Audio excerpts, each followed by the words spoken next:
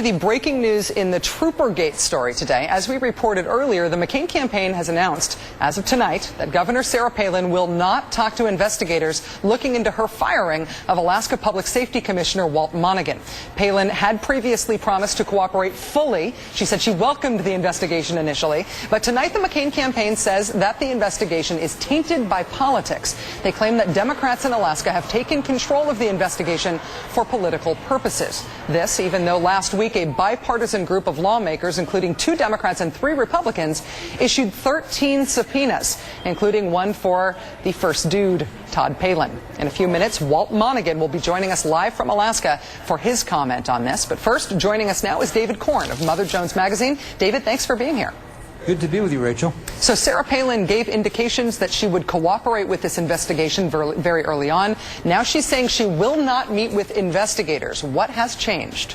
Well, she gave more than an indication. She promised she would, and it was part of her whole pitch that she was running an open and transparent government in Alaska, unlike those previous governments that dealt with all the good old boys and the inside back smoke-filled or salmon-filled rooms, whatever they have up there.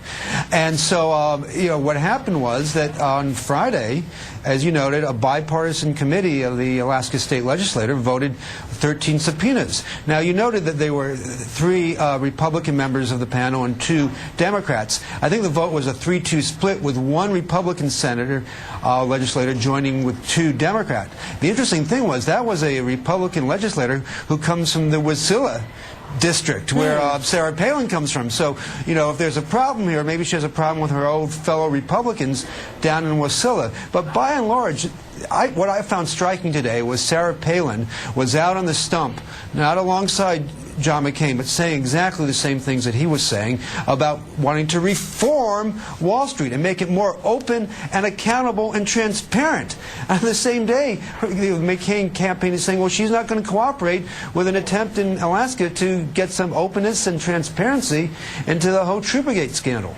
David, it is a tried-and-true political tactic. It's even a tried-and-true criminal defense tactic to try to discredit any investigation, discredit any persecution as a means of trying to evade their clutches. What do you make of the chances of the Palin campaign and the McCain-Palin campaign in discrediting this investigation? Is there anything to these charges?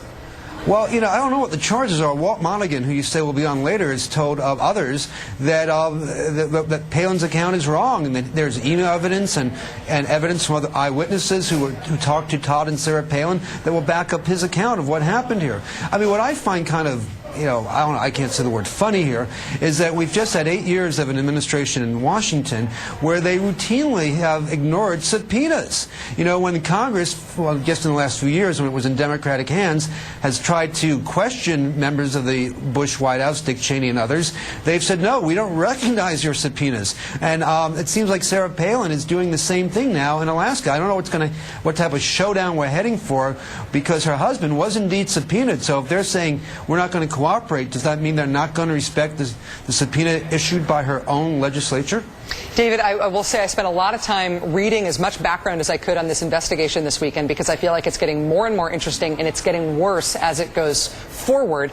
And I felt like, as I was learning more about what's happened, I feel like the investigators, the people who are pursuing this in Alaska, have been sort of cutting her a lot of slack. They moved a deadline so it wouldn't be so close to the election in terms of when their report was going to come out. They decided not to subpoena Governor Palin. They said they would not ask for her testimony, even as they subpoenaed her husband.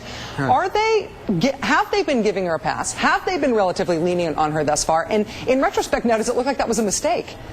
Well, it's what actually Congress did with Bush, too, here on a lot of issues. You try to deal with the aides first, and you show some degree of deference to the chief executive. I don't think there's anything wrong with that. At the end of the day, you have to decide whether to call that person in and figure out what sort of interviewing process to have.